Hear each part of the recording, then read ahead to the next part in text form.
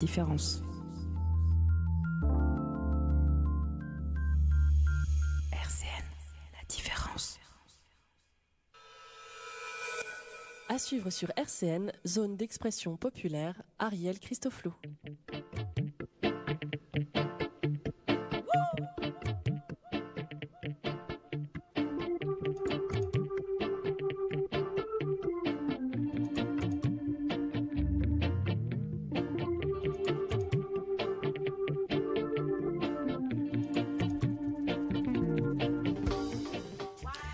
Un peu de Caraïbes dans les esgourdes de lundi matin, ça ne peut faire que du bien. Bonjour tout le monde, Ariel Christoflou pour ZEP, zone d'expression populaire. Et ça vous rend plus une émission, ça. Zone d'expression populaire, mais c'est bon pour tout le monde, et pas seulement pour les quartiers. Mais moi, j'attache vraiment beaucoup d'importance à travailler avec les quartiers, et pas seulement ceux du plateau D ou celui du quartier du Haut-du-Lièvre. Voilà, le Haut-Dul que j'aime infiniment. Bonjour, Dominique Valk, bonjour. Alors là, je suis très très contente de t'avoir au micro parce que ça fait pas mal de temps que je te cours après et puis toi aussi tu cours partout. Hein, et te revoilà devant les micros de RCN. C'est pas beau ça, hein? Quel honneur. Parce que je sais pas si c'est un honneur, mais ça fait des années que tu es venu dans nos studios. On faisait un peu les andouilles. Maintenant c'est un peu plus singe. Ah oui, maintenant on est filmé, on peut plus se mettre les doigts dans le nez. Ah oui, c'est bon, on est filmé. Faut que je fasse gaffe. Donc toi tu es président. Ouais, on est tous présidents de quelque chose. Mais ouais, oui, mais toi, tu es président du Conseil du développement durable et du Grand Nancy, c'est ça, ça c'est fort. Tu es venu, alors, je ne l'attendais pas, c'était la surprise. Tu m'as dit, je viens avec quelqu'un pour parler du bien-être et de la santé, puisque c'est le thème du deuxième lundi de chaque mois dans ZEP, zone d'expression populaire. Marie-Pierre, bonjour. Bonjour, Ariel. Voilà. Marie-Pierre, qui est présidente du CIDFS, Centre directrice. Excuse-moi, la présidente est Valérie Jurin, directrice du CIDFS, Centre d'information des droits et des familles. Alors, on se retrouve aussi souvent sur RCN. Il y a beaucoup de complices quand même dans cette radio, ça c'est sûr. Et puis une petite nouvelle, je suis bien contente de la connaître, c'est la coordinatrice du réseau des jardins partagés dans le Grand Nancy, Véronique Béraud. Bonjour. Du plateau. Du plateau, c'est déjà pas mal. Voilà, bien en face du micro. Voilà. Parce qu'autrement, regarde devant toi, tu as les yeux rageurs du technicien. En général, ça calibre tout de suite, ça te cadre. Tu es tout juste devant le micro. Là. On attend aussi, j'espère qu'elle va trouver, parce que RCN se situe, on va prendre un peu de temps pour redire les choses, se situe rue Laurent Bonnevet, 2 rue Laurent Bonnevet, c'est un bel espace vitré. Et des fois, les personnes ne trouvent pas. Alors souvent, ils vont chez les policiers et on ne trouve pas qu'elle arrive. Bien, on vous emmène au premier étage. Moi, je trouve ça génial. Ah là, tout ça, ça m'amuse. Elle viendra nous parler, alors si elle arrive, elle est ambassadrice du Grand Est pour la journée sans tabac, mais je crois que la journée sans tabac, c'est le 31 mai, je crois. Alors, il doit y avoir quelque chose. C'est le mois sans tabac. C'est le mois sans tabac. C'est le mois de novembre. Alors, ok, autant pour moi. Voilà pourquoi Marjorie Vautrin. Voilà. En fait, ça démarre en novembre et ça continue après. Ok, je crois que de toute façon, c'est toujours d'actualité, il faut toujours en parler, c'est vraiment très très sérieux.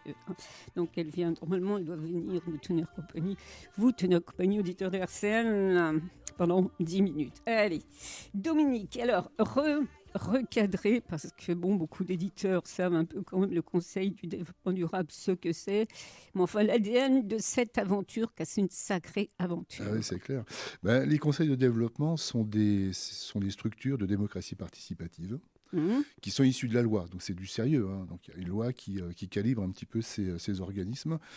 Toutes les collectivités qui ont plus de 20 000 habitants doivent mettre en place un conseil de développement. Ah, c'est obligatoire ? C'est obligatoire. Okay. Alors, c'est obligatoire, mais en gros, en France, on devrait avoir entre 700 et 900 conseils de développement. Il y en a à peine 200. Donc, il faut voir avec quelle motivation... les élus empoignent la loi. À Nancy, c'est complètement différent parce qu'on fait partie des premiers conseils de développement historiquement, avec Nantes, Bordeaux et quelques autres. Initialement, c'était issu de la loi Voynet. Madame Voynet a aussi fait des bonnes choses. Et donc voilà, donc on est les forces vives du territoire, en gros, des associations. Donc Marie-Pierre est dans le conseil de développement, les syndicats de salariés, de patrons. Donc, on vit des fois des moments exceptionnels. On arrive à mettre d'accord la CGT et le MEDEF sur l'importance de la biodiversité dans le système économique. Il y a au moins une chose sur laquelle tout le monde peut être d'accord, c'est sur ça. Pas toujours. Voilà. Ça dépend ce qu'on entend. Ça dépend. Je veux dire, on rame et il y a Ouais. des trous dans la pagaie. Donc c'est pas forcément acquis tout ça. Voilà, faut en parler avec M. Trump, par exemple. C'est tout à fait édifiant. Bref. On s'amuserait bien. Voilà. Ouais. Et donc notre rôle, en fait, c'est d'apporter une vision un peu décalée, un pas de côté, une vision citoyenne, d'apporter l'expertise citoyenne dans des réflexions publiques, et même dans la conception, même dans la fabrique de la décision publique. L'idée, c'est pas de remettre en cause ou en question la démocratie représentative, puisqu'elle décide comment en fin de parcours, mais d'éclairer la décision des élus. On l'a très bien vu d'ailleurs dans un exercice qui n'était pas du tout simple avec la consultation qu'il y a eu sur le renouvellement du tram. Où il y avait une forme, il y avait une forme de certitude sur, même si on nous dit que non, mais il y avait une forme de certitude sur des choix qui n'étaient pas complètement faits, mais peut-être. Et finalement, c'est l'expertise et la réflexion citoyenne qui a fait dire aux élus, ouais, c'est vrai qu'il faudrait qu'on pense autrement, qu'on soit peut-être un peu plus audacieux, et que plutôt qu'il y ait une décision technique, il y ait une décision politique sur un énorme objet en jeu. J'ai même envie de dire un objet social. Un tram, c'est pas neutre. C'est quelque chose de très structurant pour le quotidien des gens. Voilà. Donc du coup, voilà, la démocratie participative, c'est pas qu'une case qu'on va cocher dans un coin. C'est encore beaucoup le cas dans beaucoup de lieux. Mais ça progresse. Work in progress, et donc on commence à porter vraiment attention à cette expertise citoyenne qui est pas du tout, en fait, on n'est pas du tout dans une approche de défiance, on est plutôt dans une approche de refabrique de la confiance entre les élus et les citoyens. Et si on voulait résumer les conseils de développement, c'est un lieu d'animation du débat territorial. Nous, ce qu'on essaye de faire, c'est qu'on est 100 là-dedans, mais il ne faut pas qu'on soit... On n'est pas dans un entre-soi. On est une centaine. À Nantes, ils sont 250. Dans d'autres lieux, ils sont 30. Voilà, il n'y a pas de norme. C'est un grand espace de liberté. Mais comment vous choisissez les citoyens qui viennent s'exprimer lors des débats ? Il y a débats plusieurs collèges chez nous. Donc, il y a, c'est fait entre, disons, des anciens du Conseil de développement et des élus, et avec le président Rossineau principalement. Et on essaye de chercher les associations qui portent des messages ou des fédérations d'associations. Voilà, Flore 54 qui rassemble beaucoup d'associations environnementales. Voilà, pas mal, ouais. On peut pas inviter tout le monde, voilà, etc. Et donc, il y a le monde économique, le monde associatif, le monde universitaire qui est très représenté, l'environnement. Il y a des collèges tout à fait marrants. On a le collège des territoires experts d'usage. Chaque commune nous envoie un habitant de chez lui. C'est pas mal, sa commune, etc. Alors au début, on dit faut qu'on fasse gaffe, ça va être le représentant du maire, etc. Alors on se dit on va les choisir en tirant au hasard sur les listes électorales. Nancy, c'est au 38e que quelqu'un a accepté de venir, quoi. Donc, le truc a duré 15 ans. Et là, du coup, on se dit que le maire nous envoie son pote. On s'en moque. Moi, on a une courroie de transmission. On peut faire fonctionner la respiration démocratique entre nos travaux et le maire ou la maire. Donc tout va bien, quoi. Voilà. Des fois, on se méfie un peu bêtement. Et puis on a ces experts d'usage là, et puis sur ce mandat-là qui a commencé en 2014 déjà. Oui, déjà. On avait fait un appel à candidature, donc c'était un collège citoyen, un appel à candidature voilà, donc on avait fait de la pub dans les bus, dans la radio, les radios carrées, etc. Et il y a des gens qui ont écrit pour dire moi je voudrais bien venir, etc. C'est le collège le plus assidu. C'est vrai. Et d'ailleurs, cet après-midi, parce qu'on ne va plus y penser, donc c'est pas un débat, on discute, là, mais vous sillonnez les rues de Nancy. Oui. Qu'est-ce qui se passe cet après-midi? Il ne se passe rien de spécial. Non, c'est sympa. Hein. On n'a pas de gilets jaunes. Non, on sait qu'on va être saisi. C'est 17, là. On va être saisi sur le plan piéton. Donc, voilà. Une politique un peu en tuyau d'orgue, mais voilà, qui est une politique qui doit être faite, qui doit être réfléchie. Donc, un plan piéton, ça se fait en marchant. Voilà, donc comme on l'avait fait pour l'expérimentation vélo, donc aller d'un point A à un point B, arriver vivant au point B, et puis de noter un petit peu tout ce qui se passait, etc. Ben voilà, on va organiser des balades urbaines pour comprendre le quotidien de la marche dans Nancy. Et c'est pas simple, hein. Puis alors, vraiment une approche, comment dire, la marche, c'est pas que la marche, c'est beaucoup plus compliqué que ça, en fait. Par exemple, on voudrait avoir une approche genrée de la manière de fabriquer la ville, parce que, je suis désolé, hein, la ville développement durable qu'on est en train de nous vendre, pas forcément à Nancy, mais disons le concept global qu'on nous vend, c'est fait pour les hommes jeunes et en bonne santé. Ouais. Voilà. Donc, si on ne se met pas à avoir un minimum de réflexion plus féminine sur la conception de la ville, on va au-devant de grands problèmes. Enfin voilà, donc c'est des problèmes de sécurité, c'est des problèmes d'agencement, puis pas que les femmes, enfin à penser à tous les publics. Moi j'ai passé 2 mois en béquille. Suite à un petit souci. Je peux vous assurer qu'être sur un trottoir qui est en léger dévers, c'est hyper compliqué. Donc vous mettez à la place des gens qui ne sont pas forcément en mobilité réduite. Non. Un étudiant qui va à la gare avec sa valoche de 40 kilos, c'est une personne à mobilité réduite. Et c'est très compliqué. Vous voyez, ça va. Donc il faut penser à tout ça. C'est pas aller d'un point A à un point B en marchant. C'est beaucoup plus. Il faut qu'il y ait une réflexion beaucoup plus englobante, inclusive que ça. Et on voudrait apporter, au-delà de notre expertise, l'idée saugrenue qu'une politique publique, elle est interreliée à tout le reste. Et c'est pour ça que la marche, c'est bien, mais c'est consubstantiel d'une approche beaucoup plus globale et politique qu'est le bien-être. Justement, le bien-être, on en parlait aussi avec Marie-Pierre de Rixen, mais donc vous lancez des défis, ce ne sont pas les élus, c'est vous vraiment qui tenez ça, c'est vous. Okay. Et ensuite, il y a un ressenti envers les élus. Voilà, et on produit ce qu'on appelle une contribution. Donc c'est un document qui est écrit et qui fait des recommandations, qui porte attention à, etc. Un conseil de développement travaille sur une saisine du président de la métropole ou sur autosaisine. Donc on a cette liberté de se saisir de tout sujet qui nous semblerait important. Donc liberté dans la mobilisation. Est-ce que, tu as dit que ça commence 2014, tout a commencé, on arrive à 2019, là. Est-ce que vous pensez, puisque Marie-Pierre fait partie du conseil, que vous êtes pris au sérieux ? Il n'y a pas quelquefois des prises de bec avec nos élus parce que sinon ce serait logique. Sinon ce serait pas drôle. Hein. Si c'était hyper consensuel. Pardon. Alors qu'on soit pris au sérieux, oui. Incontestablement.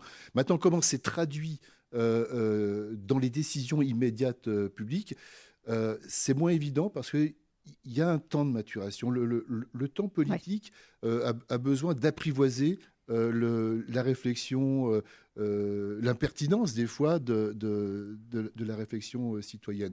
On sent, un exemple très bête, hein, on a produit une chose dont on est très fier, qui est un peu un socle chez nous qui s'appelle Nature en ville au secours des respirations urbaines. Quand on parlait de ces visions dans le précédent mandat, moi je me souviens, je peux en parler librement, il n'est plus là maintenant, à l'époque le directeur de la DUA lui dit « mais vous n'aimez pas la ville ». Vous écoutez, il y aura bientôt des radis Place Stanislas. Je schématise à peine. C'est joli. Pourquoi pas Et puis là, on voit comment la réflexion évolue. Alors, on s'entend très très bien avec Scalène, Pascal Taton, etc. Mais voilà, il faut admettre, c'est pas parce que tout d'un coup on a une idée qu'elle est comprise et qu'elle est traduisible de manière opérationnelle. Il faut un petit peu de temps. Et c'est important ce que je dis là parce que si le citoyen comprend qu'il est pris au sérieux et qu'il faut un petit peu de temps, ça évite beaucoup de crispation. Et c'est pour ça que je dis qu'un conseil de développement, c'est un lieu de débat apaisé et qui est capable de porter de manière, j'ai envie de dire, c'est là où on est dur, c'est de manière non négociable, parce que quand on croit quelque chose, je peux vous assurer que là, ça va être difficile de nous faire changer d'avis, mais on a la conscience que la traduction opérationnelle pour les politiques, qui ont aussi, eux, un espèce de contrôle qualité tous les 6 ans, hein, ça s'appelle une élection, c'est pas forcément facile. C'est joli, donc c'est un peu d'humilité dans la conception des choses, et voilà, et un bon conseil de développement, quelque part, où, je dis souvent, c'est vache, ce que je vais dire, c'est pas grave. Allons mais un bon vache, conseil de développement, je veux dire, c'est une campagne électorale permanente, parce que si le citoyen est considéré, associé, s'il coélabore les choses pour qu'il se sente bien dans son territoire, il n'a pas de raison de ne pas continuer avec le maire qu'il a en place. Vous voyez ce que je veux dire? Et donc voilà, donc du coup, ça apaise un peu le truc. Puis franchement, en l'état des défis de l'humanité, il y a certains clivages, on ferait mieux de se les mettre sous un mouchoir et dans la poche et de bosser tous ensemble. Tout à fait. C'est d'ailleurs une très bonne politique que j'emploie, que nous employons aussi sur cette radio pour mettre beaucoup d'associations en avant, et aussi les auditeurs, les habitants des quartiers ou pas de quartiers, mais ceux qui veulent s'exprimer sur un sujet peuvent venir le faire ici. Ça fait tellement d'années que je le dis, mais c'est vraiment vrai, quoi. C'est comme ça qu'on s'est connus. C'est comme ça qu'on s'est connus. Ben oui, moi je ratisse large. Ce que je compléterai par rapport au Conseil de développement durable, pour en faire partie, c'est qu'on est tous représentants à notre niveau de notre façon de voir la ville, de la penser, d'en voir les problématiques, d'en voir les atouts. C'est vrai qu'on est aux côtés d'universitaires, d'urbanistes, et finalement, cette pensée qui vient après agrémenter la politique de la ville se construit au fur et à mesure, et avec la parole portée par chacun des membres du conseil du C3D. Et en même temps, ça permet aussi à chacun des membres de ce Conseil de développement durable de nourrir complètement sa réflexion et en fait de la confronter à d'autres logiques. Parce que c'est vrai que lorsqu'on est piéton, on voit la ville en tant que piéton, mais on ne va pas forcément voir les contraintes derrière de l'aménagement, ou on ne va pas mesurer tous les facteurs pluridisciplinaires qui entrent en compte dans une réflexion. Alors, je pense que dans vos réflexions, il y a également une réflexion concernant les personnes âgées. Tu parlais des trottoirs tout à l'heure, c'est pas rien, quoi, hein. Et c'est vraiment que c'est des personnes, comme je disais tout à l'heure, il faut être beau, jeune, en bonne santé, on s'occupe de vous. Hein. Je suis désolée, hein. Il y a aussi tout autre. Alors, les personnes âgées, oui, mais également les personnes tout au long de la vie. C'est vrai que pour revenir à la problématique, à la question des femmes, avec les poussettes, avec une petite famille, c'est vrai que se déplacer comme ça à pied, il faut quand même avoir des moyens qui soient complètement adaptés. Ça, c'est... aller emmener ses enfants à l'école avec un gamin, tout ça. Prendre la poussette ou éventuellement une trottinette ou un vélo, tout ça, ça se pense. Et tout ça, ça fait partie du confort parce du que confort si ça se pense pas, finalement, c'est la bagnole qui l'emporte. Sinon, c'est la bagnole. Et puis je voulais en revenir aux voitures qui carrément se garent sur les trottoirs. Et tu es obligé de traverser, bon sang, pour... non, mais franchement, alors quand tu es à pied, tu râles, mais bon, mais quand tu es en poussette, il y en a marre, quoi. S'il vous plaît, les automobilistes, ton fils est parti. Il y a un site internet qui, un peu vulgaire, je sais pas, bref, qui vend des petits autocollants roses comme ça, où c'est écrit « Je suis garé comme une grosse merde ». Et ben voilà, c'est très bien dit. Quelquefois, c'est pas facile. Voilà. non, mais je sais bien, mais bon, alors justement, ça c'est votre travail aussi, piéton, voiture. Alors un défi, un sacré défi de taille aussi, c'est comment vivre en 2030 la métropole et ça au quotidien. Ouais. Alors ça. Côté santé, je me tourne vers Marie-Pierre, la santé et le bien-être, parce que c'est aussi le thème de ce deuxième lundi. Donc toi, c'est un collège, on dit, c'est ça ? Collège santé. Alors, non, c'est un sujet. C'est un sujet. Oui, on a des collèges dans ce conseil de développement, mais il n'y a aucun collège qui travaille tout seul dans son coin. C'est tout le monde. Justement, c'est ce qu'expliquait Marie-Pierre, c'est cette hybridation des connaissances et voire des certitudes qui fabrique une vision plus collective, plus structurée. Donc chacun, toi, ce qui t'intéresse, c'est le côté santé, bien-être. Oui, c'est vrai que quand on a été saisi de la question de la santé, bien évidemment, c'est un thème qui nous interpelle tous très fortement, parce que c'est la base de tout, quoi. Donc sans la santé, tout devient extrêmement complexe. quel que soit l'âge, quelle que soit la situation. Et Dieu sait si au CIDF, donc le Centre d'information sur les droits des femmes et des familles, on mesure concrètement tout l'impact de la question de la santé. Parce que quand on parle de santé, on pense de suite à l'alimentation, qui est extrêmement importante, bien sûr, mais c'est santé physique, santé mentale. Santé Donc mentale, il y a le bien-être. énormément de travail à faire sur ce sujet-là. Oui. Alors, nous, on est souvent amenés à aborder la question de la lutte contre les violences faites aux femmes, l'égalité femmes-hommes, qui est quand même une problématique majeure. Et la lutte dont on entend beaucoup parler dans l'actualité, entre tant au niveau de la conjugalité, de la famille, que du secteur public. Voilà, donc toutes ces questions-là du bien-être sont vraiment à mettre au cœur de la réflexion au niveau de la politique d'une ville, puisqu'on voit que si on... Et ça intègre toutes les dimensions, c'est-à-dire la dimension intime, mais également publique, à savoir comment on vit, comment on est hébergé, comment on est logé, comment lorsque on se sépare, on peut retrouver un cadre de vie correct, quels moyens on peut avoir, quelle autonomie on peut retrouver. Voilà, donc tous ces facteurs-là sont des facteurs pluriels. Qui doivent être pris en tenant de la santé. Sans être spécialiste, on se rend bien compte que toutes ces formes de violence, plus ou moins discrètes, sont l'expression d'un malaise de société, quoi. Et donc le bien-être, c'est aussi concevoir le projet de société pour que les gens s'y sentent bien. Et ça, c'est multifactoriel. Tu parlais de l'alimentation. Bah oui, mais avant l'alimentation, il y a quoi ? C'est les sols.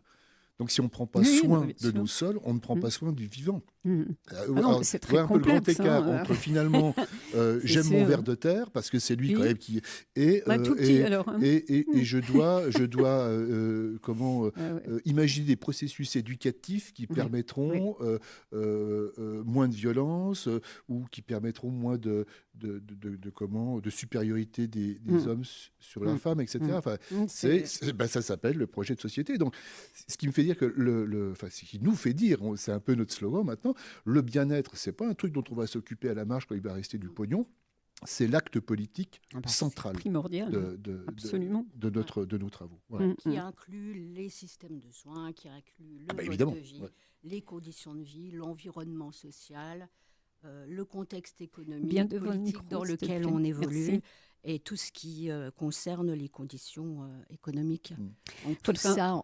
Excuse-moi, on va revenir sur le sujet vraiment. Moi, j'aimerais bien vous accueillir vraiment très régulièrement parce qu'il y a beaucoup de travail, beaucoup de choses à dire. Dominique, si tu as le temps, Marie-Pierre, si tu as le temps, puis d'autres personnes qui font passer du conseil, de toute façon, parce que vous êtes déjà, nous n'avons pas de présidence incarnée, même si j'ai une grande bouche. Oui. Et c'est surtout, on a plein d'animateurs sur le sujet. Oui, justement, il ne faut pas être timide, il faut venir. Vraiment. Alors, quelques petites minutes, il me reste 2 minutes avec vous, alors qu'on devrait prendre beaucoup plus de temps, mais c'est déjà pas mal, c'est déjà un pied, vraiment un pied sur RCN, même les 2 pieds sur RCN, pensons, puisque cette radio, elle est pour vous, entre autres. C'est quelque chose d'extrêmement important. C'est ce que je veux arriver à faire également dans ZEB, Zone d'expression populaire. C'est l'émission que vous écoutez tous les lundis entre 9h et 10h. C'est que les habitants prennent conscience qu'ils doivent s'exprimer, qu'ils peuvent s'exprimer, que c'est pas c'est un métier bien sûr, mais que tout le monde peut parler, tout le monde sait parler, tout le monde peut s'exprimer. Et vous aussi, c'est dans ce sens-là maintenant. Oui. Maintenant, depuis longtemps, mais maintenant, c'est vraiment... Il faut que les gens s'expriment, il faut que les gens se prennent en charge. Au lieu de râler dans son coin, on y va, on débat. C'est ce qu'on a fait notamment quand il y a eu le débat sur la refondation de l'Europe qui avait été initiée par le président de la République. Alors c'était un peu compliqué à mettre en place, mais on a un résultat qui est tout à fait intéressant.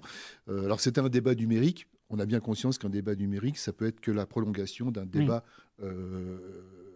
en B2B, où on se touche et où on se parle, quoi. Et donc on va continuer ce genre de débat, c'est extrêmement important. C'est encore une fois que comme je le disais, on n'est pas dans un entre-soi. il faut qu'on ait un lieu de débat. La France n'a pas la culture du débat. Absolument. Et donc, je le dis de manière un peu violente, mais il faut qu'on arrive à démilitariser le débat, parce que c'est d'une violence extrême. Enfin, je me mets à la place des élus qui organisent des réunions publiques, mais ils s'en prennent plein la tête. Alors, après, ça finit par se calmer, mais quelle est la nécessité de cracher son venin à ce stade, quoi. Voilà. Et donc, du coup, encore une fois, les conseils de développement sont ces lieux apaisés qui peuvent le permettre. Et le débat sur l'Europe était assez intéressant sur le sujet. Oui, tout à fait. Et en tant que membre du conseil du C3D, là, on est un peu une courroie de transmission, je dirais. Ouais. Oui. Parce que dans nos activités professionnelles, on est quand même en lien avec beaucoup de citoyens. Et le fait de pouvoir porter la parole ou les observations, tout le fruit de notre activité professionnelle, et en même temps d'être nourri par les réflexions qui sont portées, que l'on construit au niveau du Conseil de développement durable, ça nous permet après peut-être de diffuser d'autres informations et de communiquer autrement avec les personnes qu'on est amené à rencontrer, citoyens ou réseau de partenaires. Moi, ce que je trouve très intéressant, c'est que le Conseil, les 100 personnes de développement durable, ça s'élargisse, que ça explose, que beaucoup de gens soient au courant et prennent ça en charge à leur mesure, comme ils peuvent faire. Aussi, et je crois que quand on fait l'expérience justement de ce conseil citoyen, de ce conseil citoyen, ça permet après, dans nos activités, de se structurer autrement, justement pour intégrer la diversité des paroles et peut-être savoir mener le débat autrement. Merci Marie-Pierre Derexel, merci beaucoup. On se retrouve pour d'autres sujets autour de cette antenne parce que les femmes relais maintenant prennent position. Tous les le dernier lundi de chaque mois, elles viennent s'exprimer. Ça aussi, ça a mis du temps, mais ça y est, ça vient. Il faut être très patient, un peu comme vous. Dominique, on parlera accès aux droits numériques la prochaine fois. Exactement. Dominique Valk, à très bientôt. Ben oui, merci. Très bientôt, franchement, quand tu veux, quand tu as le temps. Puis encore une fois, on fait le max. Je martèle, mais j'aimerais que ce soit des rendez-vous quotidiens. Allez, on écoute Calypso Rose avec Calypso Blues sur la scène.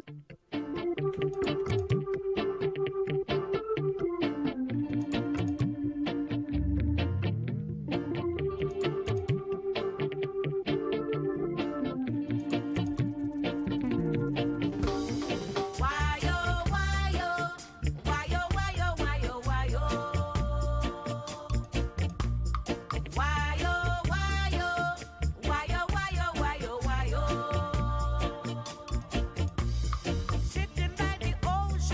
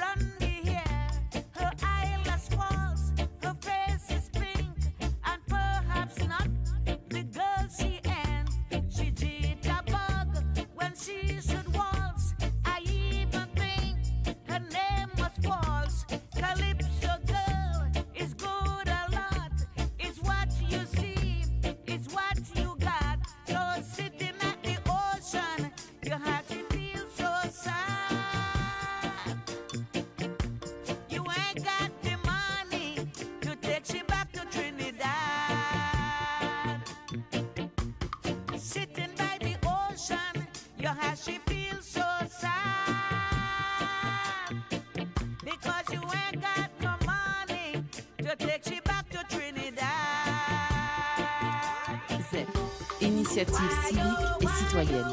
Ariel Christoflo. Et ses invités, moi j'aime beaucoup avoir plein d'invités. Alors c'est vrai qu'ils ont un peu moins de temps pour s'exprimer, mais c'est pas grave, c'est plein de personnes qui s'activent, qui viennent et qui trouvent RCN. Bonjour Marjorie Vautrin. Bonjour. T'as eu un peu de mal hein? Oui, c'est ça, beaucoup de mal à trouver. On t'a indiqué l'ancienne adresse de Radio Karim Nancy, C'est d'RCN, c'est ça. Bah, maintenant, tu connais, voilà, c'est bien.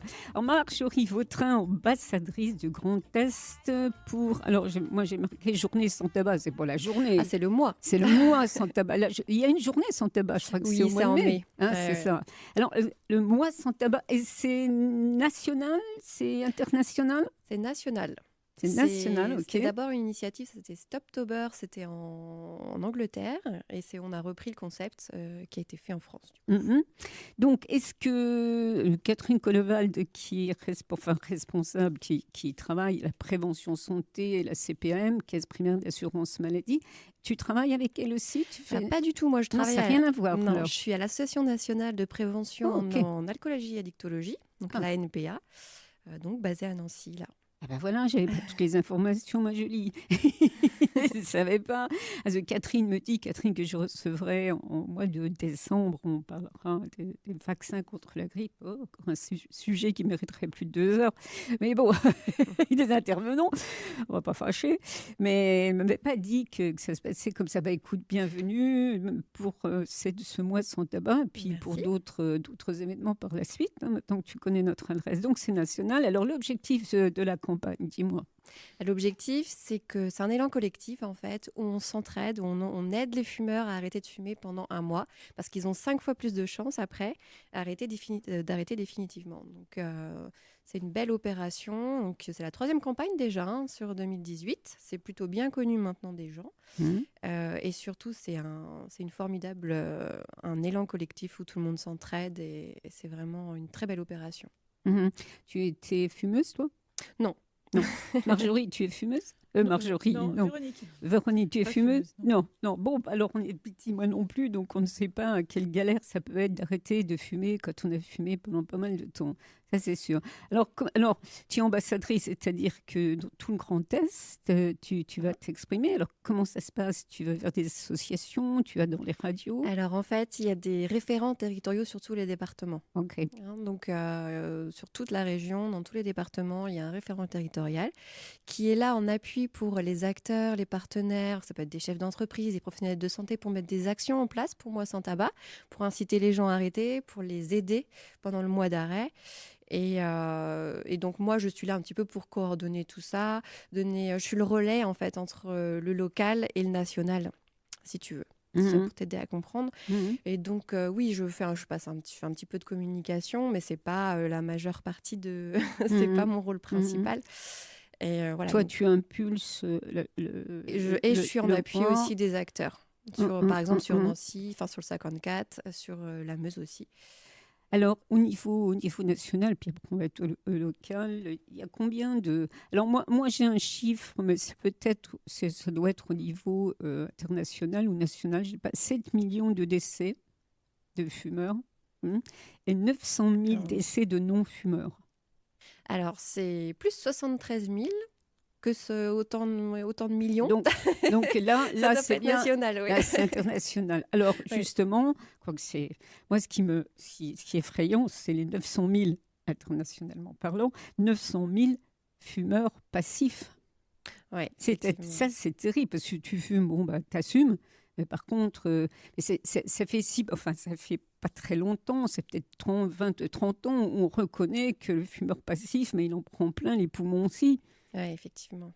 Moi, je me souviens d'avoir travaillé dans les studios. Alors, les studios était une fois, c'est bon. On avait des studios, on fumait. En animant, on fumait. C'était comme ça. Et alors, tu rentrais dans le studio, tu avais le brouillard, là. C'était fumé. C'est effrayant. Bon. Toi? Oui, maintenant, ça commence à passer quand même. Ça passe bien. Ça passe bien parce que même les gens qui fument leur clope dehors, ils se sentent gênés par rapport à ça. Ça aussi, c'est un peu bon.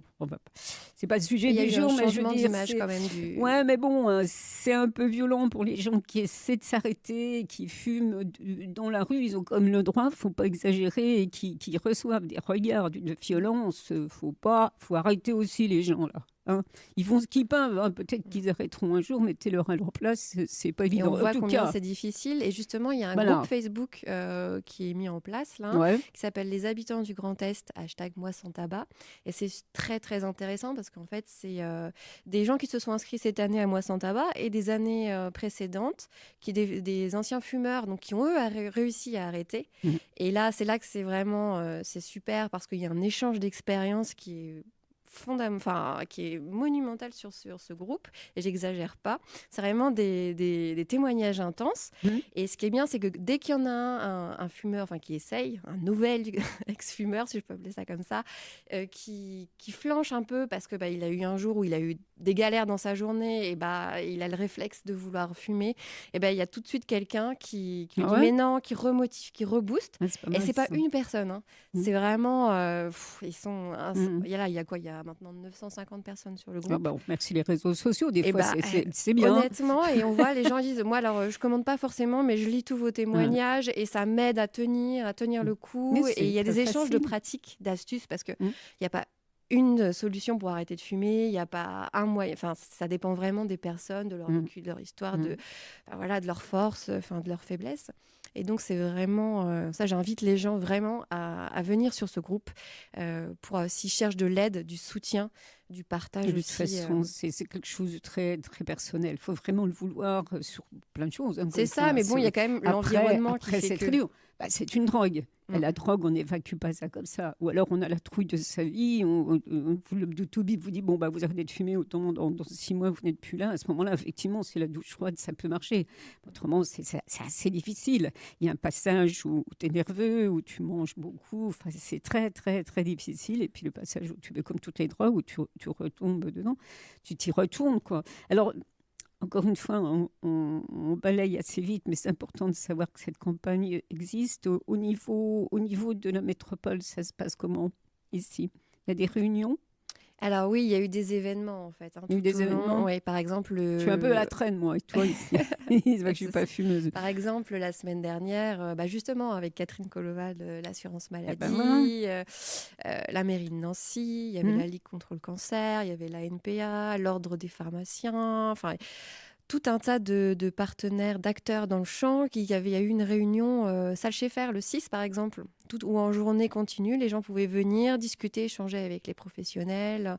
Après, il y a des actions faites dans les entreprises, je sais pas, même dans les maternités, il y a des affichages partout, il y a des stands sur les marchés, des fois dans les il y a vraiment beaucoup d'actions qui sont mises en place pour le public. Oui, parce qu'au niveau de santé, tu parlais des maternités, effectivement, c'est pas bon. Là, moi, je ne suis pas médecin, il faudrait un médecin qui vienne nous parler de gros problèmes que les enfants à la naissance ont, parce que tabagisme excessif, c'est sûr. Hein. En tout cas, c'est sûr que les maladies cardiovasculaires ne viennent pas que de ça, mais beaucoup, le cancer du poumon, voilà. Et on a tous les jours, on rencontre des gens qui ont des problèmes. Peut-être que le cancer, c'est le premier, le deuxième maladie mortelle, je crois, en France. C'est énorme. Je crois que c'est le premier. Après, c'est les maladies cardiovasculaires. Et c'est vrai que ces gens-là témoignent aussi. Il y en a qui sont venus témoigner sur RCN. Mais c'est de dire aux autres arrêtez, oui, mais c'est lui, c'est pas moi. On est tous un peu comme ça. C'est tellement dur qu'il faut un bel accompagnement. Oui, mais à force de marteler, mais c'est comme tout.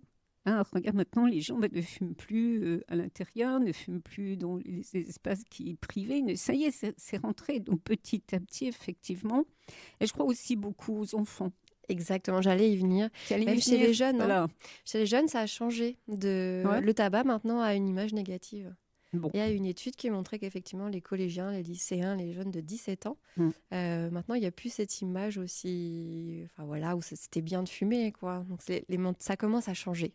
Dis-moi, excuse-moi pour finir, mais est-ce que le fait que les paquets de cigarettes, enfin le paquet de cigarettes, quelle que soit la marque, je ne sais pas, est augmenté. Ça coûte très cher, c'est aussi dissuasif. Oh oui. Beaucoup, c'est sûr. C'est le prix d'un beefsteak. Justement, là, sur Tabac Info Service, les fumeurs qui souhaitent arrêter de fumer peuvent commander des kits. Et dedans, justement, il y a la roue des économies. C'est incroyable. Hein. C'est ce que tu tiens dans ta main, là. Voilà, je vous en remettrai un exemplaire. Je veux bien. Et donc ça, c'est tous des outils qui permettent de se préparer à arrêter, des petites choses pour combattre le stress. Il y a des aides, des trucs et astuces qui peuvent aider justement à se mettre... Alors, non seulement le fumeur, mais les gens qui vivent auprès des fumeurs qui veulent arrêter aussi, il faut s'armer de patience parce que souvent, c'est un peu la crise de nerfs avec eux. Où est-ce qu'on peut les procurer? Alors, c'est commandable gratuitement sur Tabac Info Service. D'accord. Sur le site de Tabac Info Service. Et tu les reçois? Et à la maison, gratuitement. Voilà. Écoute. Après, il faut se renseigner, mais il y en a aussi beaucoup dans les pharmacies. Qui peuvent être récupérés gratuitement. C'est gratuitement aussi. Ça, c'est un bon plan à savoir. Marjorie Vautrin, donc ambassadrice du Grand Est pour le mois sans tabac, mois de novembre. On reviendra le 31, mais peut-être bien pour la journée. En tout cas, tu peux revenir nous voir puisque tu dépends de l'association, redis-nous. Nationale de prévention en alcoolologie et addictologie. Voilà, justement pour ce sujet-là qui est également un grand sujet. Un grand sujet où il faudrait passer au moins 1 heure sur ce sujet-là. Mais ce que tu viens de dire là est extrêmement important. Il y a beaucoup de choses qu'on peut retenir et ce kit-là, justement. Tu restes un petit peu avec nous? Oui, tout à fait. On va parler jardin. Parfait. On va respirer, justement, avec Véronique Béraud, qui est coordinatrice des réseaux. Du réseau. Du réseau Jardin Partagé du plateau. Du plateau. Moi, je disais le Grand Nancy, parce qu'il y a plein de jardins partout. Oui, mais il y a plein de jardins partagés. Mais bon, toi, c'est plateau. Petit à petit, nous. Voilà. On a plutôt par cercle concentrique, plutôt que commencer une grande aventure. On a fait déjà des petits micros, des petites actions, et on a commencé déjà comme ça en faisant des actions participatives et en investissant de plus en plus pour agrandir le réseau. Voilà, donc c'est un collectif à la base. On a commencé au départ à faire il y a eu des initiatives déjà sur le plateau, sur l'association des jardins partagés, en bas de la Tour des Énergies, avec les lopins familiaux.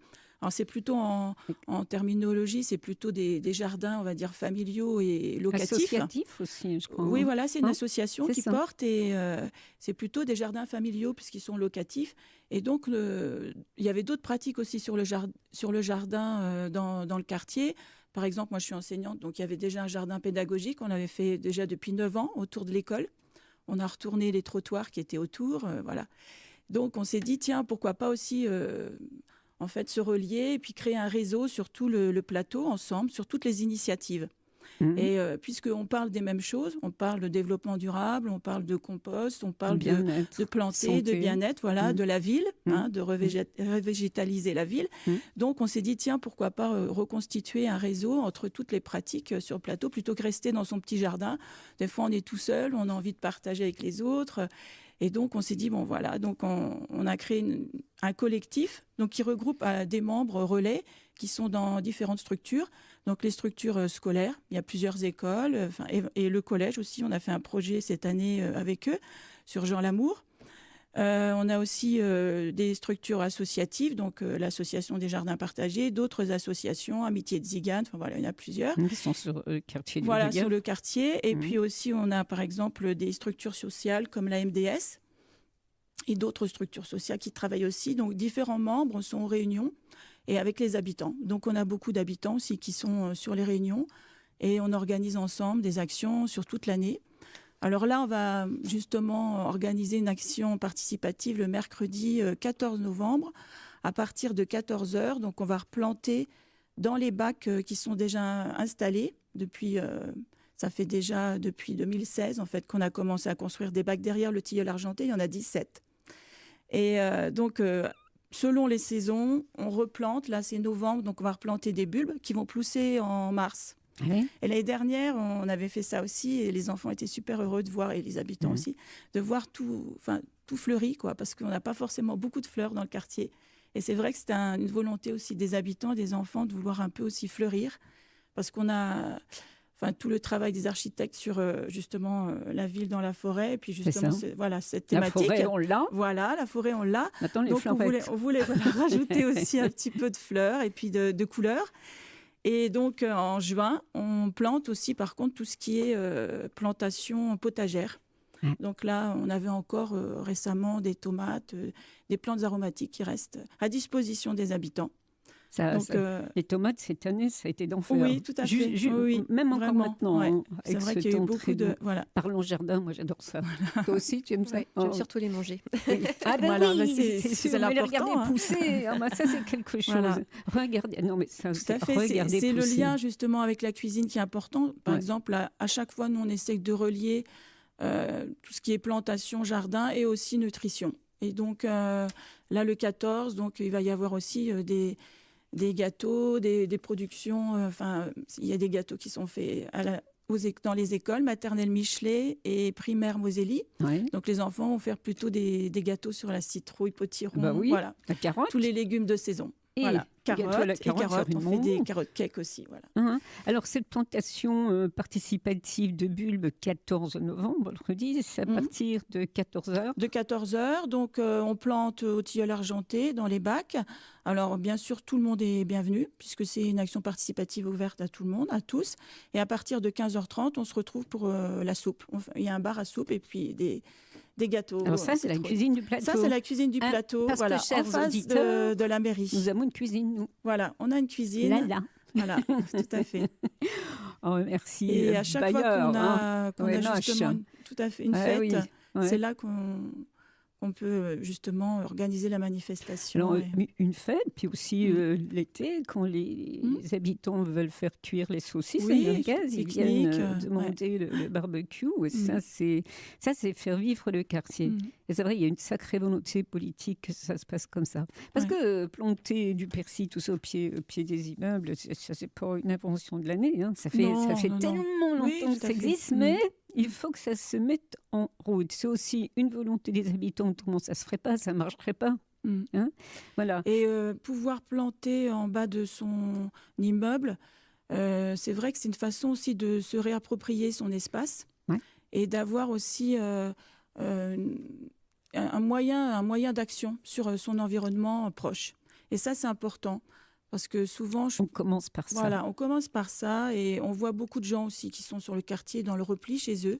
Et ça permet de descendre, d'avoir un lien social, de discuter simplement. Alors, on ne change pas forcément la vie des gens, mais ce n'est pas forcément de la nourriture qui va... Tu connais l'effet papillon ? Voilà, oui, tout à fait. Mais ça.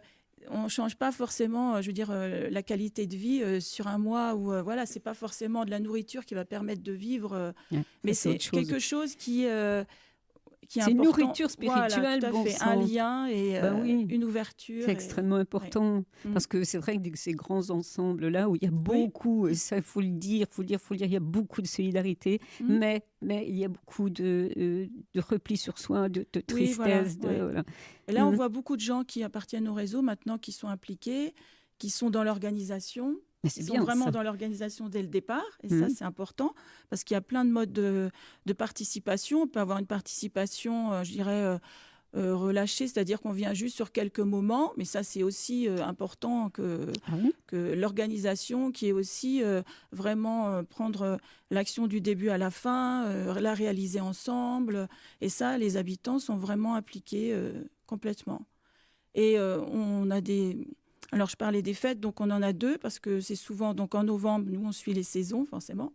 Donc, en novembre, c'est les plantations pour les bulbes et puis tout ce qui est vivace. Et puis après, en juin, on a la fête du réseau Jardin Partagé. Donc là, on fait appel aussi à beaucoup d'autres associations, comme le CPIE, la Main Verte, qui viennent aussi pour... justement, sur le plateau, qu'il y ait aussi cet apport culturel avec... Voilà, d'autres organismes qui vont venir apporter, à la fois scientifique, ça peut être artistique. On a aussi, par exemple, des conteurs dans les jardins. Voilà, c'est une fête vraiment ouverte sur pleine de diversité d'actions. Voilà. C'est un formidable relais avec ce que disait, tout à fait. Ce que disait Marjorie, mais aussi ce que disait Dominique Val, qui est Marie-Pierre de Rexel, du conseil...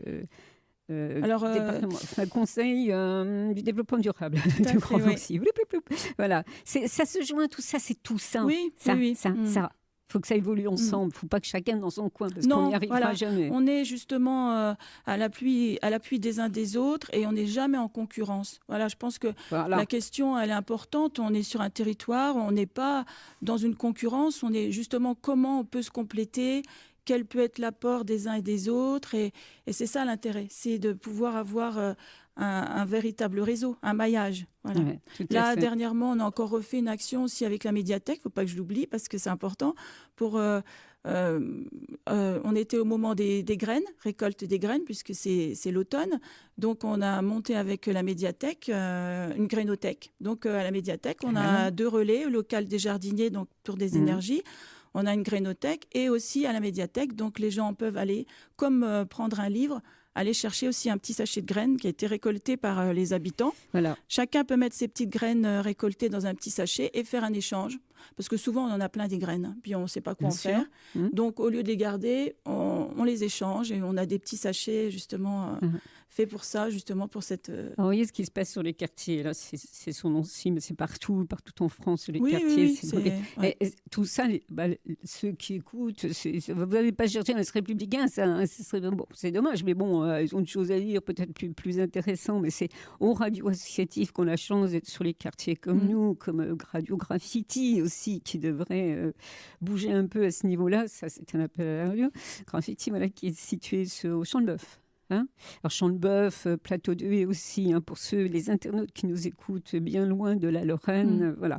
Le Haut-du-Lièvre, c'est un très gros quartier avec combien d'habitants à peu près, je ne sais jamais. Je demande toujours à Frédéric Richard, qui est le bailleur OMH.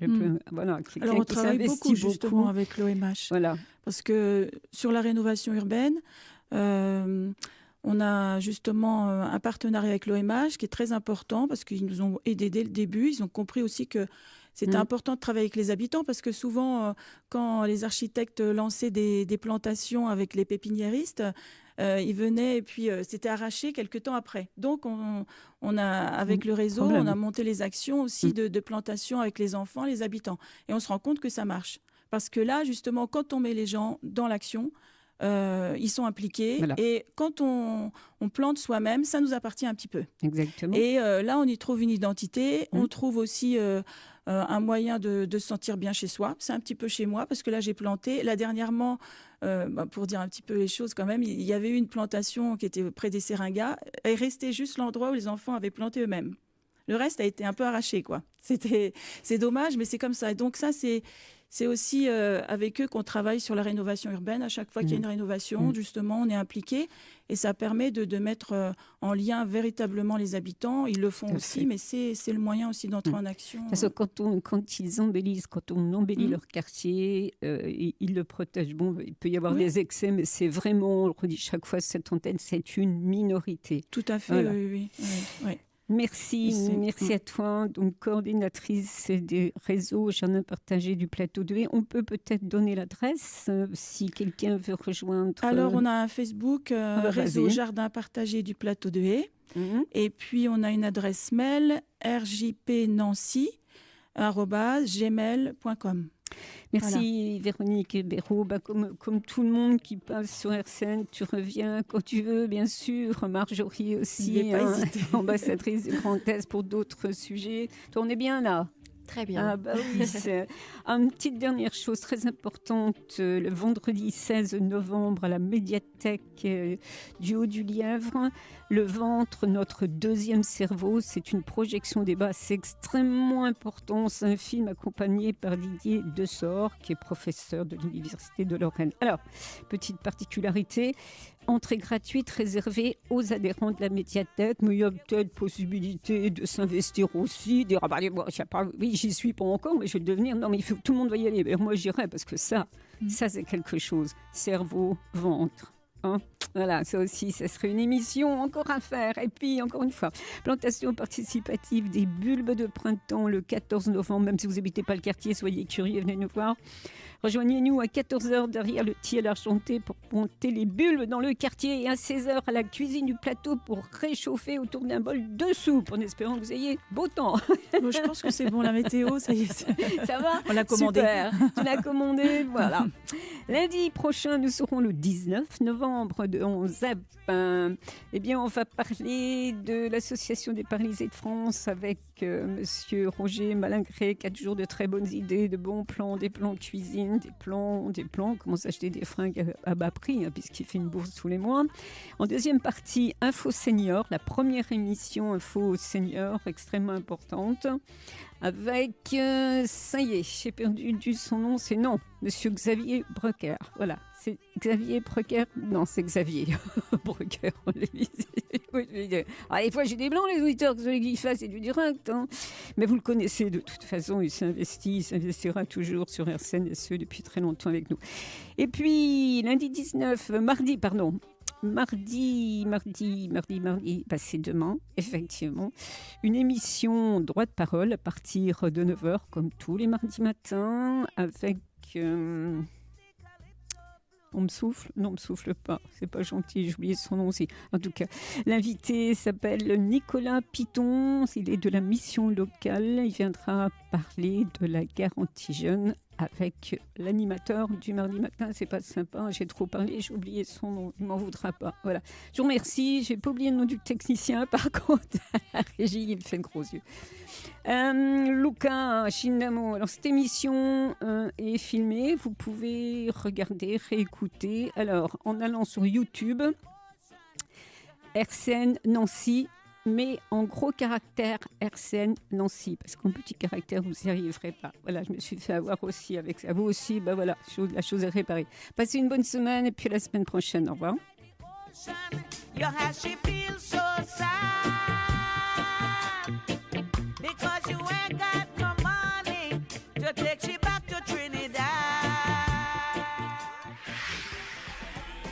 RCN a déménagé. Retrouvez-nous désormais dans les